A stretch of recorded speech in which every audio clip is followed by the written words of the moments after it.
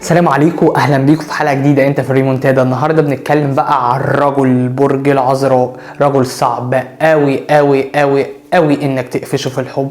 فعلا من اصعب حلقاتي اللي هعملها عن كيف تتاكد ان رجل برج كذا بيحبك. برج العذراء برج المخابرات، مش سهل تفهم دماغه، ولو انت قلت لي ان انا فاهم دماغه سامحني في الكلمه، يبقى انت دماغك على قدك. النهارده بقى هنفهم دماغه كويس جدا، هنفهم 90% من دماغه علشان ما اكدبش عليكم، يعني لان في 10% غامض، بس برضه هنوصل له ونعرفه. النهارده هقول لك على 4 علامات ازاي تتاكدي بيهم ان رجل برج العذراء بيحبك. فيلا بينا نبدا حلقه النهارده.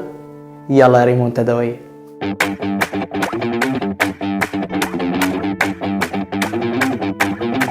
وكالعاده لو كنت جديد معانا في القناه فانا برحب بيك وبقول لك اهلا بيك. انت في الريمونتادا، انت في القناه دي عشان خاطر تبقى على وضعك، كمان تعرف حاجه جديده عن نفسك، عن غيرك، عن البرج اللي انت مهتم بيه. دايما تطور من نفسك وتبقى فوق وتدي امل لنفسك ان اللي جاي ان شاء الله احسن. اشترك في القناه لو عجبك الفيديو بتاعنا او لو عجبتك القناه بصوره عامه، دوس لايك علشان ده بيفرق معانا وبيشجعنا اكتر ان احنا نعمل فيديوهات تفرحكم.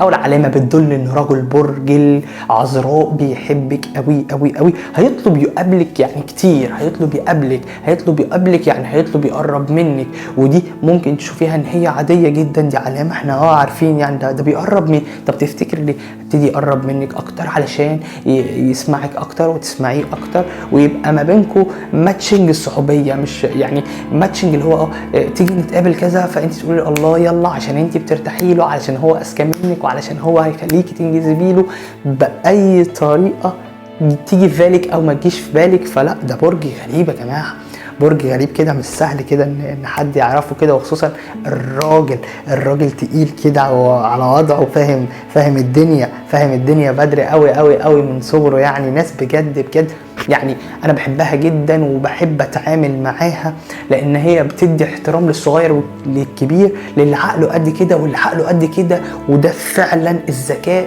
الحاد. فيطلب يقابلك كتير جدا، ودي علامة مهمة جدا ما تستهليش بيها. العلامة اللي بعد كده هيتعامل معاكي على انه عادي، انت عادي بالنسبة له، الدنيا ايزي ومفيش اي مشاكل، ولا احنا من صحاب بس وتمام، وانت يعني هتزعلي وهتطبي ومش فاهمة اي حاجة، انا مش عارفة هو بيحبني ولا لا، هيلفك هيتوهك والدنيا عادي وتمام. لما يتأكد 1,000,000% من قلبه هيبقى الدنيا بقى حلو، ماشي خلاص ابقى اقول لها.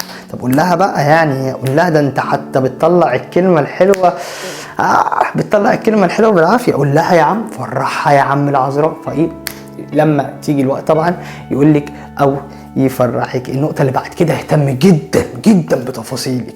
يعني ممكن يحسسك ان انت عادي بالنسبه له والدنيا تمام ومفيش اي حاجه وبتاع، وشويه يقول لك لا نتقابل كتير عشان يقرب منك، وشويه بقى يهتم بتفاصيلك كل حاجه، بس ما يبينلكيش في دماغه يبين لك 1 2 3 4. بعد كده في دماغه بقى يروح ساحب نفسه، بس هو مهتم، عرف تفاصيلك، تحركاتك، دنيتك ماشيه ازاي، جايه منين، رايحه فين، وبعد كده يبين شويه ويروح جاي لامم نفسه شويه. علامه مهمه جدا لازم تاخدي بالك منها، لئيم قوي وذكي قوي قوي قوي. العلامه الاخيره واللي بعد كده، ويعني انا بعتبرها علامه مهمه جدا، لان هي حياته كلها عباره عن افعال.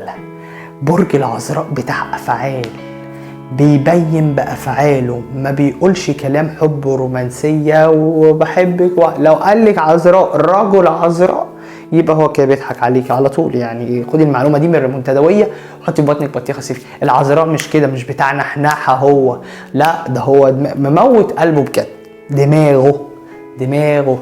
فلو قالك ان هو بيحبك على طول كده وكلام حب، يبقى مش ده عذراء. لكن هو بتاع افعال، هيبين لك، هيحاول ان هو مثلا لو هو بيحبك بجد وده وقته ممكن يحط لك خاتم، او ممكن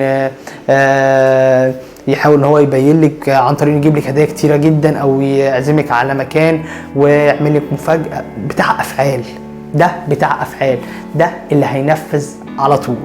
فيا ريت لو كان في حد في حياتك برج عذراء ورجل بالذات، فيا ريت تحافظ عليه لو كنتم متجوزين او لو كنتم مرتبطين او لو كنتم مخطوبين. ويا رب يا رب ان شاء الله ربنا يكمل لكم على خير ويفرح كل الابراج. اوعى تتردد في لحظه اني انا اساعدك، او لو عايز تسالني اي سؤال اوعى تتردد في لحظه اكتبوا لي تحت في الكومنتات وانا برد على كل الناس وكل الابراج. يا رب تكون الحلقه عجبتكم واستفدتوا منها، ان شاء الله نحاول نفرح كل الناس دايما. سلام عليكم، استنوني في حلقات جديده.